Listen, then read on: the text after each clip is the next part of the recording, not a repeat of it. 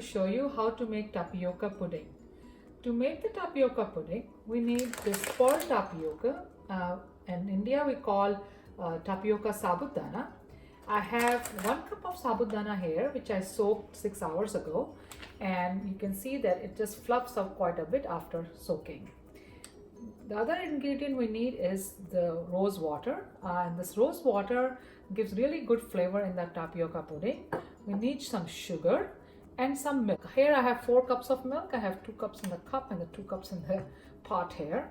And we need some raspberry to garnish and some cardamom, some pods of cardamom. Now, first step is to boil the milk. I have 2 cups of milk here, like I said, in the pot, and I have 2 more cups right here.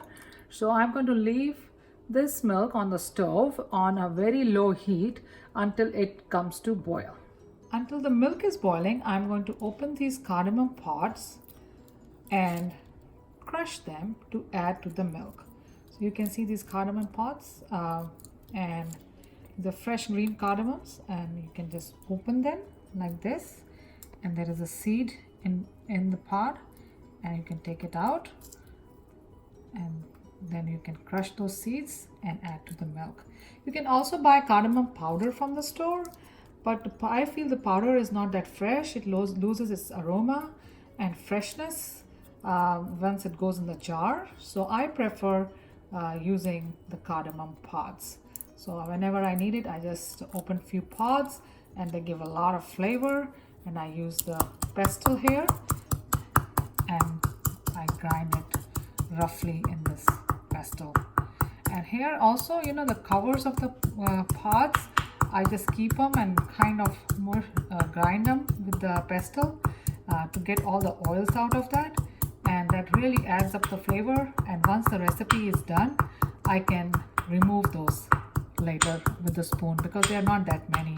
There are only 5 or 6. So and it just gives it really good flavor, especially in the milk. When the milk is boiling, we can just add this and add a lot of flavor. I'm going to add the grounded cardamom in the milk and wait for the milk to boil. Now milk is getting to the point where it's boiling, and it is giving a good boil right here.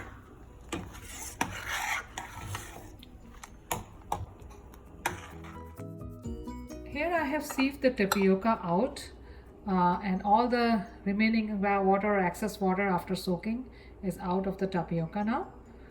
And this tapioca is going to go in the boiling milk. You can see here the milk is boiling. It's having a good boil, and I'm going to start adding tapioca in the milk.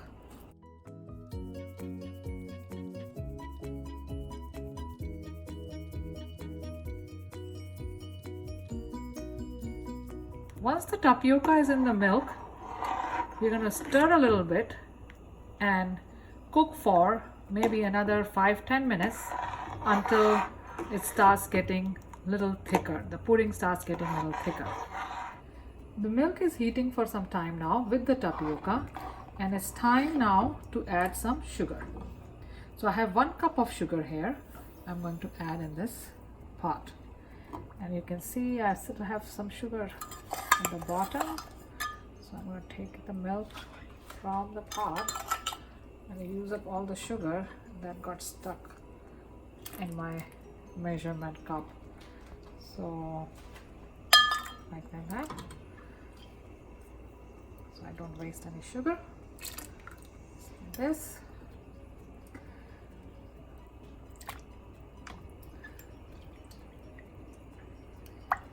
And all the sugar is in here. And now I'm going to give it a stir here to cook the tapioca. And you can see the tapioca is all separated out nicely in the milk, and it's cooking.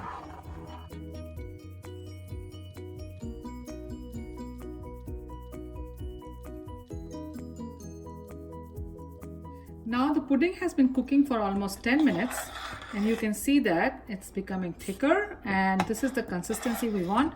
because after it's going to cool down, it's going to get even more thicker.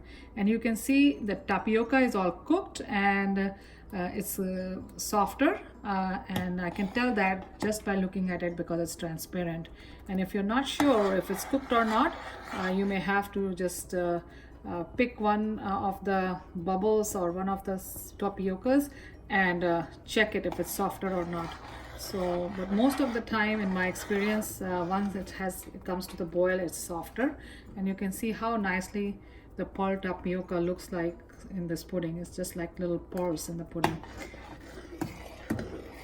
So at this point, I'm going to turn off the heat and let the pudding cool on the stove top for maybe 30 minutes. And after it's a little cooler, we are going to add some rose water, and then we will transfer it into the containers and cool it in the refrigerator. We don't want to put right away in the refrigerator because it's going to ruin the pudding. So much of a temperature difference from the hot to cold.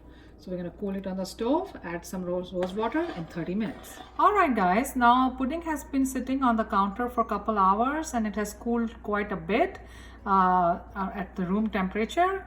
And at this point, you can see all the tapioca in the pudding very clearly. It has soaked up all the milk and the sugar. So at this point, I'm going to add around 4 teaspoons of rose water.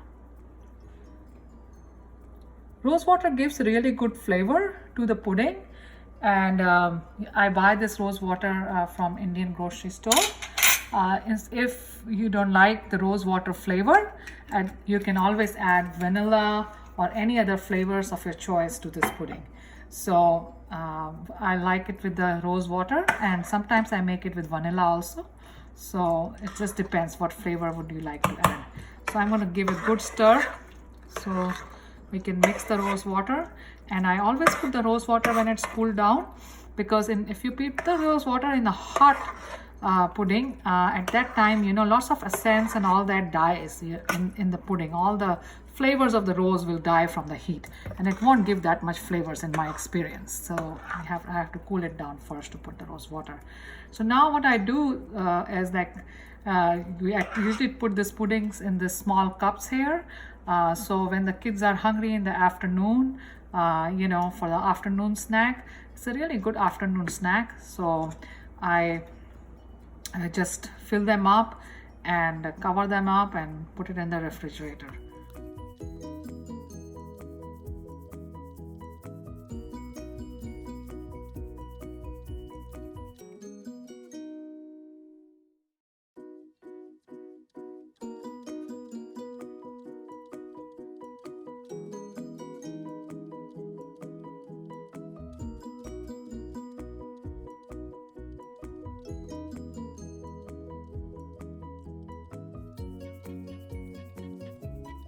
Put it in these cups now, and we can garnish it with a raspberry.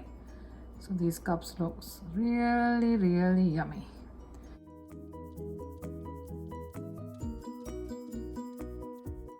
And refrigerate.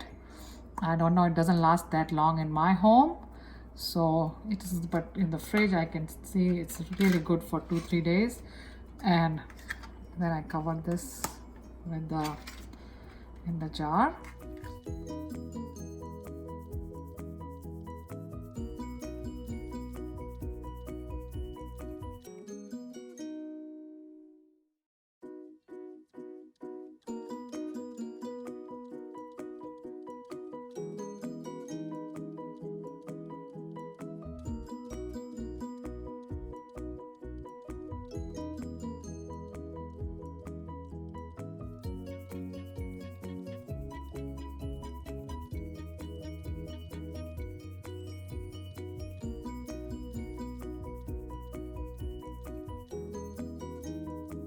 Alright guys, now this pudding is ready to be kept in the refrigerator and enjoy.